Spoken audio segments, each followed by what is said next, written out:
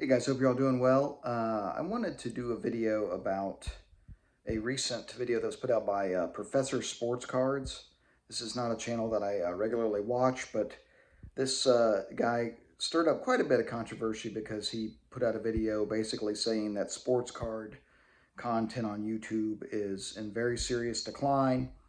He discussed big channels, like Card Collector 2, and demonstrated how content that he put out at the National compared to other videos that he had done years ago, it was much lower in the number of views, right? And since I'm actually a professor, I don't know if this guy's a professor, but since I'm actually a professor, I thought I would chime in here and offer some thoughts.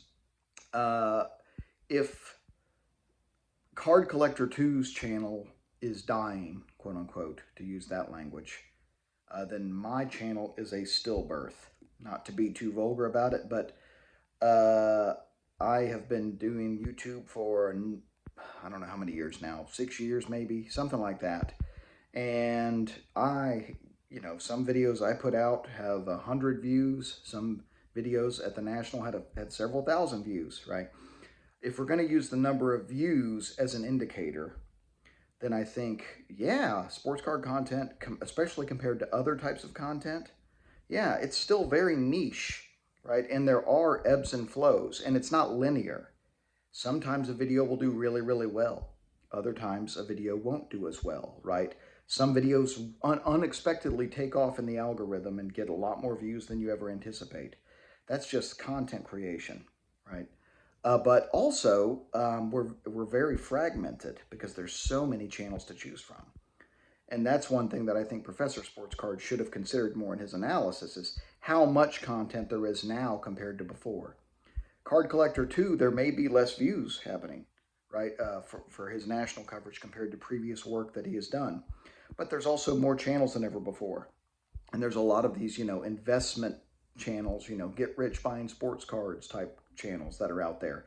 And so people only have so much spare time in the day, and naturally, they'll shift around. Sometimes they'll watch content from one person. Sometimes they'll watch it from another person. It varies, right? And because people's attention is fragmented more than ever before, that doesn't necessarily mean content creation is dying, right? Or that sports card content is in very serious decline. And I also think we shouldn't use the number of views necessarily as an indicator for the strength of a given channel. And maybe I'm biased because I'm a small channel, but overall, I get a lot of engagement with thoughtful comments, not just passive comments. Sometimes I get, you get those comments where you're not sure if they actually watched the video or not. I get those occasionally, that's always interesting. I'm like, thank you for taking the time to comment, but did you watch? But a lot of my subscribers, even though I don't have the number of others, I get some really, really thoughtful comments, and I have some really, really interesting engagement with subscribers. And I think that's something that is important for this whole thing, is how engaged are your subscribers, right? And that's something that Mike Baseball Collector brought up in his response. So I wanted to give him a shout out and mention that.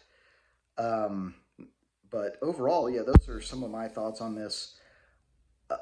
Is it dying? No, I just think we're more fragmented than ever before, and I think that it's easy to look at numbers like overall views and to try to paint a gloomy picture of sports card content. But we don't do this for the views anyway, at least those of us that aren't doing this for money. We do this because we love the hobby and we love sharing our collections.